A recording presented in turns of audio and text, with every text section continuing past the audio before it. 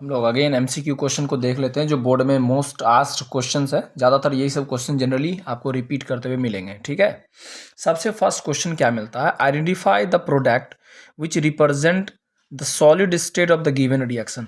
आपके पास एक रिएक्शन है, ठीक है, यहाँ पर गौर कीजिएगा, कहता है sodium sulphate and barium chloride, ये एक डबल डिस्प्लेसमेंट रिएक्शन है बाबू। तो सोडियम सल्फेट की फार्मूला क्या होती है, तो सोडियम सल्फेट होता है Na2SO4 और प्लस होता है बेरियम क्लोराइड, तो बेरियम क्लोराइड की BaCl2।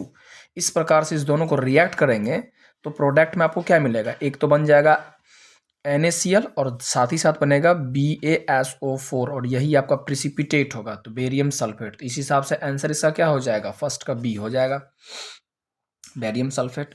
ओके, कलर पूछ देता तो वाइट बोल देते। ठीक है, याद रखिएगा प्रिसिपिटेट में यदि लीड रहेगा तो येलो, कॉपर रहेगा तो ब्लैक, बाद बाकी में white. Now the colour of the solution after the 30 minute, अभी जस्ट आपको हमने बताया कलर कैसा रहेगा, है ना, ध्यान दीजिएगा। The colour of the solution observe after 30 minute of placing zinc metal in the copper sulphate, जब कॉपर सल्फेट में जिंक को डालिए तो कलरलेस हो जाएंगे। ठीक है सर, नेक्स्ट, तो mild non corrosive basic salt, mild मतलब होता है थोड़ा बहुत, ठीक है, तो माइल्ड नॉन क्रॉसिव बेस कौन से होंगे, ये तो न्यूट्रल हो जाएगा NaCl, जब स्ट्रॉन्ग एसिड स्ट्रॉन्ग बेस से रिएक्ट करते हैं तो न्यूट्रल सॉल्ट तैयार होगा, ये तो स्ट्रॉन्ग बेसिस हो गए, ये भी स्ट्रॉन्ग है, तो माइल्ड की यदि कंडीशन पूछ दे तो आपका ये हो जाएगा, बिकॉज यहाँ पर देखिए कार्बोनिक एसिड वीक एसिड होता है और स्ट्रॉन्ग एसिड है कि नहीं, तो ये जो हमारा होगा थोड़ा सा माइल्ड होगा, इसकी pH उतना ज़्यादा नहीं होगी। ओके, नेक्स्ट, कहता on adding the dilute sulphuric acid को जब हम टेस्ट ट्यूब में डालते हैं, एक मेटल जिसमें X है और कलरलेस गैस निकल रहा, तो यहाँ पर जैसे कलरलेस गैस की बात आ जाए, है ना, तो ध्यान रखिएगा कि जरूर कोई मेटल से रिएक्ट कर रहा होगा। ठीक है, तो कहता है यहाँ पर बर्निंग विथ मैच स्टिक जब उसके पास लेकर आते हैं तो which of the following correctly represent x, x इसमें से कौन सा मेटल होगा, तो एक्स जाहिर सी बात है कौन सा हो जाएगा सर, यहाँ सोडियम हो जाएगा सर। ठीक है, ओके, अब क्वेश्चन नंबर 5 से चल रहे हैं। क्वेश्चन नंबर 5 क्या कहता है उसको आप समझिए। क्वेश्चन नंबर 5 में जो है उसको जरा हम लोग समझे अब। तो क्वेश्चन नंबर 5 जो है कहता है विच of the following correctly represent sodium oxide. अब बताइए सोडियम ऑक्साइड को करेक्टली रिप्रेजेंट कौन सा कर रहा है, तो सोडियम ऑक्साइड की फार्मूला क्या होती है सर, सोडियम ऑक्साइड की फार्मूला होती है ना, Na2O, मतलब 2 सोडियम होना चाहिए, एक ऑक्सीजन होना चाहिए, बिकॉज ऑक्सीजन की वैलेंसी 2 होती है, वो इधर चले आएगी, सोडियम की वैलेंसी 1 होती है, उसको लिखते नहीं हम लोग। चलिए, तो यहाँ पर देखिए, तो 2 सोडियम किस में दिख रहा है, इसमें तो है ही नहीं, तो ये तो होगा नहीं, ये दोनों ऑप्शन तो छट चुका है, या तो बी और सी में से कोई एक होगा, और ऑक्सीजन के ऊपर में आप जानते हैं चार्जेस क्या होगा, -2 होना चाहिए। ठीक है, तो 2 सोडियम तो दोनों के केस में है। ठीक है, तो 2 सोडियम है और ऑक्सीजन कितने होने चाहिए सर, 1 होने चाहिए, ध्यान रखिएगा इस बात को। इस हिसाब से, है ना, क्वेश्चन नंबर 5 का आंसर क्या हो जाएगा, बी, बिकॉज ऑक्सीजन पर -2 है, यहाँ पर -1 है। आइए, an element atomic number dash will form basic oxide, basic oxide कौन बनाते हैं, metal oxide are basic in nature and non metal oxide are acidic in nature. ठीक है, तो मेटल इसमें से कौन, ये देखिए नॉन मेटल हो गया 7, 17, 14, 11, तो आपका ऑप्शन कौन सा हो जाएगा, डी हो जाएगा। ठीक है, तो 6 का डी हो जाएगा, बिकॉज ये मेटल है, सोडियम है, 2, 8, आखिर में 1, 2, 3 बचता तो वो क्या होते हैं, मेटल होते हैं।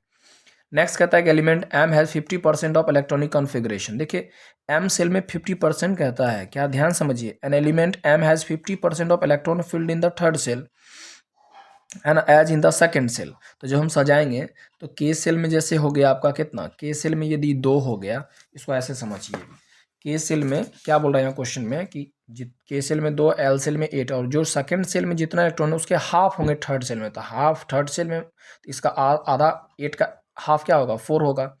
तो जाहिर सी बात है, अब पूछता है कि एटॉमिक नंबर क्या होगा, तो तीनों को जोड़ दीजिए, 2, 8, 10, 2, 4, 14, तो इस हिसाब से आंसर क्या हो जाएगा सर, तो हम लोग 7 नंबर ऑप्शन के आंसर क्या हो जाएंगे सर, सी हो जाएंगे, 14 हो जाएंगे। ओके, जनरली अब यहाँ पर देखिए क्वेश्चन क्या कहता है, generally food is broken and absorb with in the body, ये बात तो सही है, तो which of the following organism it, है ना, done outside the body, body के बाहर कौन करते हैं, जो खास करके बैक्टीरिया और फंगी होते हैं वो बॉडी के बाहरी कॉम्प्लेक्स सब्सटेंस को सिंबल में कन्वर्ट करते हैं, जिसको हम लोग सैप्रोफाइट्स बोलते हैं। ठीक है, तो फंगी यहाँ पर मशरूम हो जाएगा। Now the receptor are usually located in the sense organ, आपने पढ़ा होगा कि 5 सेंस ऑर्गन में 5 अलग अलग रिसेप्टर होते हैं, जैसे आई में फोटो रिसेप्टर होता है, उसी प्रकार से तो गैस्ट्री रिसेप्टर कहाँ पाए जाएंगे, तो गैस्ट्री टेस्ट को बताते हैं, तो जाहिर सी बात है कहाँ पर मौजूद होंगे, यस वेरी गुड, टंग में मौजूद होंगे, जीभ में। आँख में कौन सा होता है, फोटो रिसेप्टर होता है, कान में फोनो रिसेप्टर होता है, साउंड को डिटेक्ट करते हैं, जीभ में गैस्ट्री रिसेप्टर होगा टेस्ट को, स्किन में थर्मो रिसेप्टर और नोज में ऑयल फैक्ट्री रिसेप्टर जिससे हम लोग स्मेल पता करते हैं, ठीक है। ओके, तो यहाँ पर हो जाएगा गैस्ट्री मतलब टेस्ट और वो टंग में होते हैं। अब कहता है फार्मर वांट्स टू ग्रो, बनाना चाहते हैं वो, बनाना प्लांट को ग्रो करवाना चाहते हैं जो जेनेटिकली सिमिलर होते हैं, है ना, to the plant already available in the field. तो which of the following method, कौन से मेथड उसको यूज करना चाहिए, उस फार्मर को एडवाइस क्या कीजिएगा, जाहिर सी बात है वेजिटेटिव प्रोपोगेशन, है ना। नेक्स्ट, अब 11 नंबर में क्या था, height of plant is regulated, height को रेगुलेट करने के लिए कौन चाहिए सर, जीन चाहिए, और जीन ही इन्फ्लुएंस करता है, तो DNA which is directly influence the growth, ये तो नहीं हो सकता है sir. Jeans which regulate the protein, ये भी नहीं होगा। जीन ग्रोथ लिखता है, growth hormone under the influence of enzyme coded by gene, ये सबसे सटीक लग रहा है, सी से चलेंगे हम लोग। नेक्स्ट 12 नंबर क्वेश्चन में क्या कहता है, स्पोर्ट्स है ना man after a long break of his routine exercise suffered muscular cramp, muscles में क्रैम्प कब होते हैं, जब एरोबिक रेस्पिरेशन होता है तो लैक्टिक एसिड का फॉर्मेशन होगा, ठीक है। तो ये जो होता है लैक्टिक एसिड की वजह से होता है, डायरेक्ट आप लैक्टिक एसिड को ढूंढिए कहाँ पर है, देखिए लैक्टिक एसिड यहाँ पर है, तो लैक ऑफ ऑक्सीजन की वजह से लैक्टिक एसिड 12 का सी हो जाएगा, ठीक है। 30 नंबर क्वेश्चन देखिए क्या कहता है, an object is place in front of a convex mirror है, देखिए गौर कीजिए कॉन्वेक्स है, हर समय वर्चुअल बनाते हैं, इट्स इमेज इज फॉर्म्ड, इसका इमेज जब भी बनेगा ध्यान रखिए कॉन्वेक्स में तो वो मिरर के अंदर बनता है, ठीक है। तो इसमें हम लोग किस ऑप्शन से जाएंगे सर, तो बिहाइंड कहीं पढ़िए, मिरर के अंदर में बिहाइंड, बिहाइंड द मिरर, बस चुपचाप मिरर के अंदर चले जाइए, ठीक है। और कभी ये मैग्नीफाइड दे ही नहीं सकता, इसकी मैग्निफिकेशन ऑलवेज लेस देन 1 होती है। नेक्स्ट क्वेश्चन नंबर 14 क्या कहता है उसको समझ लीजिए, कहता है when the light enter the atmosphere it strike extremely fine particle which is deflect the rays, तो इस रीजन्स को हम लोग क्या कहते हैं, देखिए गौर से समझिए इस क्वेश्चन को, ये सब रिपीटेड क्वेश्चंस हैं, है ना। तो कहता है when the light enter the atmosphere it, जब एटमॉस्फेयर में आते हैं तो छोटे छोटे पार्टिकल जो गैस पार्टिकल डस्ट पार्टिकल पाए जाते हैं उनसे टकराते हैं, और टकराने वाले प्रोसेस का हम लोग क्या नाम दे सकते हैं, तो इसका आंसर जाहिर सी बात है स्कैटरिंग नाम दे सकते हैं। नेक्स्ट, ये भी आपका बहुत अच्छा क्वेश्चन है जो बोर्ड पूछ सकता है, very very important. 1987 an agreements was formulated by the UNEP, जिसका नाम होता है पूरा United Nation Environmental Programs, to the freeze, वो लोग सीएफसी को कहते थे बेंड करने के लिए, production of X prevent depletion of Y X Y. अब इसको आपको आइडेंटिफाई करना है इसमें कौन क्या होंगे, देखिए यहाँ पर देखिए ऐसे क्वेश्चन मिस्टेक होते हैं, production of X to prevent depletion of Y, तो वाई जो होगा इसमें क्या होगा सर, तो वाई हमारे इसमें ओजोन होंगे, ओजोन का डिप्लीशन रोकना है, तो देखिए राइट साइड में आपको वाई होना चाहिए, तो यहाँ वाई हमारा ओजोन, ओजोन इसमें नहीं है, इसमें नहीं है, इसमें है, इसमें नहीं, तो ये होगा। और कौन सा गैस निकलता था, X C F C, C option से चलेंगे, ठीक है, रेफ्रिजरेटर से। अब वहाँ पर एच सी एफ सी का प्रयोग होता है ताकि हमारा फ्रिज कंपनी भी बंद ना हो और हमारा काम भी चलते रहे, ओजोन का डिप्लीशन ना हो, और ओजोन के थिकनेस को नापते हैं डीयू में, डॉप्सन यूनिट में। सबसे पहले अंटार्कटिका के ऊपर उसको देखा गया था, थिकनेस बहुत पतले हो रहे थे। अब यहाँ देखिएगा था which of the following feature related to biodegradable substance, में कौन से फीचर होने चाहिए, ठीक है। तो broken down by biological process, ये तो होना ही चाहिए। Remain inert persist in the environment, बहुत समय के लिए रहेगा नेचर में तो और हार्म पहुंचाएगा, मे हार्म, तो हमारा ये होना चाहिए कि वो जल्दी डिकम्पोज कर जाए, है ना, बैक्टीरिया और फंगी के जरिए। चलिए ये लास्ट है, उसके बाद हम लोग कल से बात करेंगे सेट का जो आपका जो सेक्शन बी होता है ना जिसमें 6 क्वेश्चंस होते हैं, उस पर हम लोग बात करेंगे जो short type of answer question होते हैं। चलिए हम लोग असर्शन रीजन पर बात कर लेंगे आज, है ना, और कल से जितने वीडियोस होंगे बाबू उसमें हम लोग बात करेंगे सेक्शन बी के ऊपर में, ठीक है।